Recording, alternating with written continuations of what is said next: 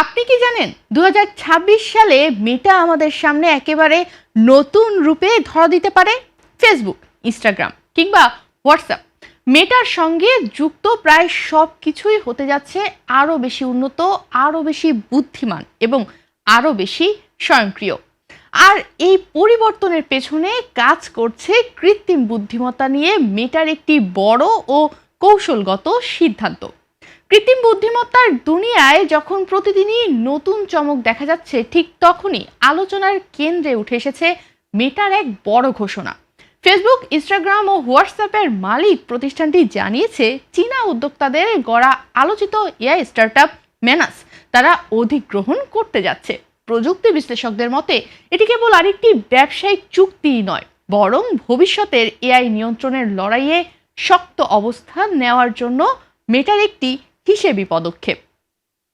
চুক্তির আর্থিক অঙ্ক তারা প্রকাশ না করলেও সংশ্লিষ্ট সূত্রগুলো বলছে সিঙ্গাপুর ভিত্তিক মেনাসের মূল্যায়ন ধরা হয়েছে প্রায় 2 থেকে 3 বিলিয়ন ডলার। অল্প সময়ের মধ্যেই এমন উচ্চ মূল্যায়নে পৌঁছানো মেনাসের গল্প প্রযুক্তি বিশ্বে আলাদা করেই নজর কেড়েছে।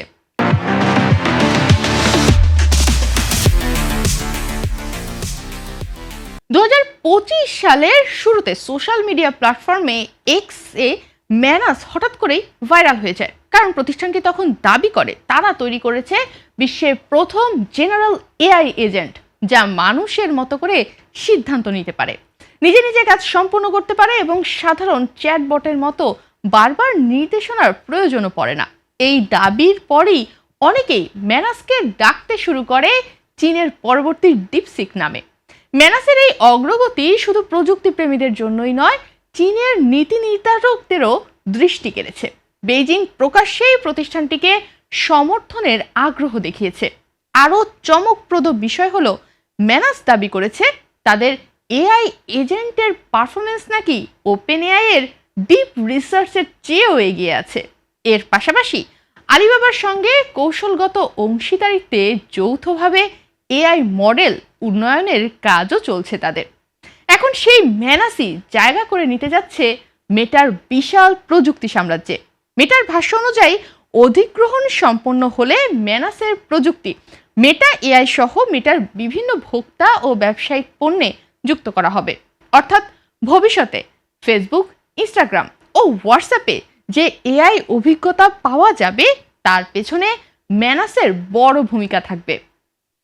বিশ্লেষকরা বলছেন এআই খাতে মেটার আগ্রাসী বিনিয়োগ নতুন কিছু নয়। 2025 সালে ডেটা লেভেলিং স্টার্টআপ স্কেল এআইতে বড় অঙ্কের বিনিয়োগ করেছিল মেটা, যেখানে কোম্পানিটির মূল্যায়ন দাঁড়িয়েছিল প্রায় 29 বিলিয়ন ডলারে। সেই চুক্তির মাধ্যমে মাত্র 28 বছর বয়সী সিইও আলেকজান্ডার ওয়াংও মেটার সঙ্গে যুক্ত হন। এতে বোঝাই যায় মেটা শুধু প্রযুক্তি নয়, ভবিষ্যতের প্রতিভাকেও নিজেদের দলে টানছে। এদিকে মেনাসের পেছনের প্রতিষ্ঠান বেইজিং বাটারফ্লাই ইফেক্ট টেকনোলজির গল্পও কিন্তু কম বিস্ময়কর নয়। 2025 সালে তারা প্রায় 75 মিলিয়ন ডলার বিনিয়োগ সংগ্রহ করে। তখন কোম্পানিটির মূল্যায়ন ছিল মাত্র 500 মিলিয়ন ডলার। সেই তহবিল রাউন্ডে নেতৃত্ব দেয় যুক্তরাষ্ট্রের ভেঞ্চার ক্যাপিটাল প্রতিষ্ঠান বেঞ্চমার্ক।